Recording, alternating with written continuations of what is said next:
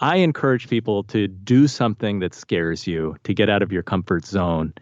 You have to take those risks. You have to take the leap for the magic to happen. This podcast encourages and empowers you to create your own unique real story, develop your own unique real statement, and discover your own unique real self. The power is yours. Good morning, Andy Wang. Previously, episode 1549 of the 12-Minute Convos podcast. It's been just 2 years, 2 months, 7 days, 23 hours, and 45 minutes since we last recorded that conversation. Then 7 months later, we got to meet in New York, face to face, where I had a conversation with this guy. He's real. Then 11 months after, I got to be on his podcast, Inspired Money. You can check that out at inspiredmoney.fm. Andy, how are you doing today, my friend? I am awesome. I can't believe that you've been counting the hours and minutes. Yeah, I'm just sitting here like, tick, tick, tock, tock. I thought you would appreciate that, being an investment advisor. It's important to have the stats, isn't it? Stats are important. But of course, I think that the emphasis should always be on the longer term stats. Ooh. All the short term stuff becomes noise. You've been in this industry for over 2 decades. You should know a thing or two. I'll take that advice. Yeah, I think that applies to one's money. And then even when podcasting, if you look minute by minute, it kind of takes your eye off the ball from what you're trying to really, really do and accomplish. When we first spoke, you were on episode 12. And then when I met you in New York, you were on episode 44. Today, you are on episode 126. It seems to me as though you're doing well, my friend. I keep going. Some weeks are a little more time-strapped than others, but I've been consistent there, which has been a good lesson. It's inspirational, though, to see how you've put your head down and get going. It's one of your strengths, isn't it? To put my head down and get going? I would say so. Probably my strength is, sometimes it's a strength and a weakness, but it's studying something so intensely and diving head first and really getting deep into the weeds. So I learn a lot. I think that the weakness is that sometimes it's like, does that come at the expense of other things? And probably it has to. But yeah, I think that's what I do. Once I decide, I just go. Which is really and cool. I'm swimming. And it's been a great journey, I would say. Would you agree, for what you've accomplished in the podcasting space, as well as the level of conversations that you've been having, my friend, on the podcast? Wow. It's been a great learning experience. I think that, going into it, because it's inspired money, and I tied in the money part so that I could rationalize working on this during the day when I'm in the office and make it tied to my work as a financial advisor. But I've learned so much because the emphasis isn't really on personal finance rules or really dry information, which sometimes financial advisors tend to produce.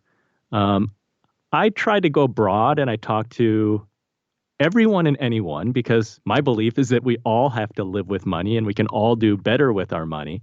But I found that in having all these conversations, it's kind of taken me to new places of thinking where it's not just about how do you manage your money better, but it's how do you have a bigger impact with your money.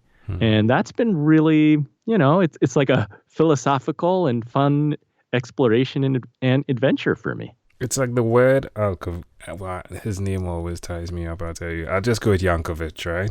But it's the version of his interpretation that is still connected, right? So there's beat it and then there's eat it. There's the fun side and then there's the where it came from. But the two are relevant, aren't they? Yeah, absolutely. Yes, you remember from our initial interview on your show that Weird Al Yankovic's Eat It was my was my favorite song from when I was 12 years old. Yeah. I had another guest on recently. While I was preparing for this conversation, I said, I'm going to start introducing people who've chosen the same song to each other to see what happens there.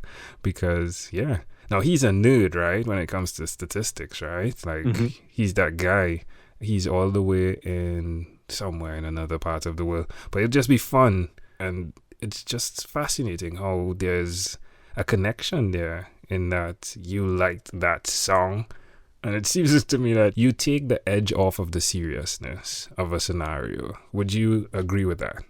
That's good to hear. I feel like on my show, I still tend to be serious. And this comes up because my wife does not really listen to my show. She's only listened to my podcast, I think, one episode in its entirety. Other than that, she listens to bits and pieces and gives me feedback.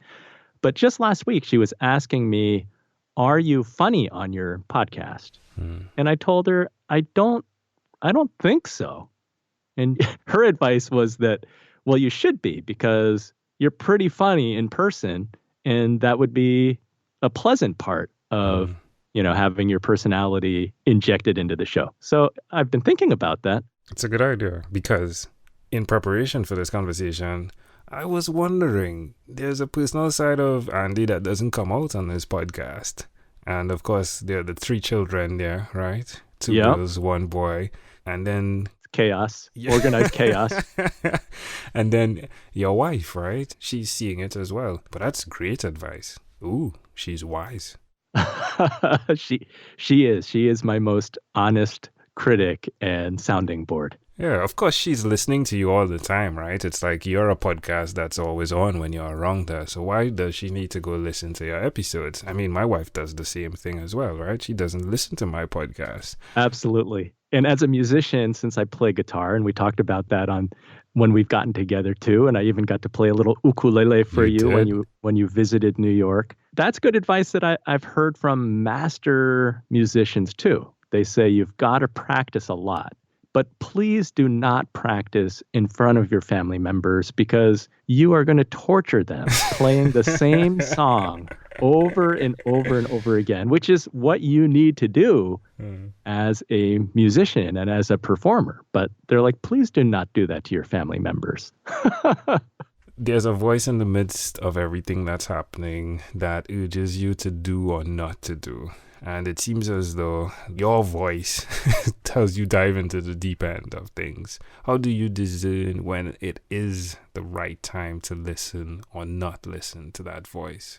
I think it's a tough one to answer, because it's part intellectual, because you're thinking, you're part using your brain, and then you're part using your heart, and you're trying to figure out which one should you listen to.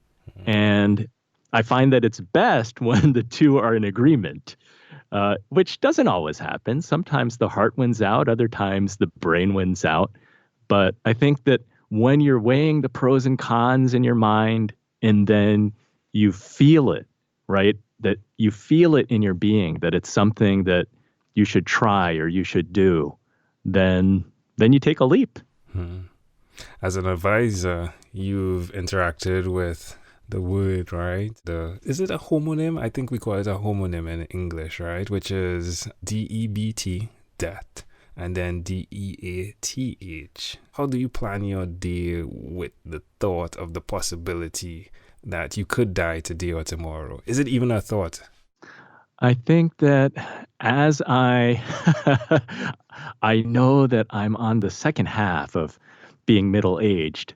So yeah, the thought crosses my mind, and I've seen enough people who have left the world earlier than they should have that I do have gratitude and want to take advantage of every minute that I have and not take anything for granted. I'm so glad, my friend, for this opportunity where I can call in and have a conversation with, to me, the great Andrew Wang, and hear that you've not given up. I've gotten to see you face to face, and you are taller than I thought you were. But more than anything else, you are such of an amazing individual, and I'm glad that Your heart and your brain agreed to get you to New York and visit us. My friend, it is such a great pleasure.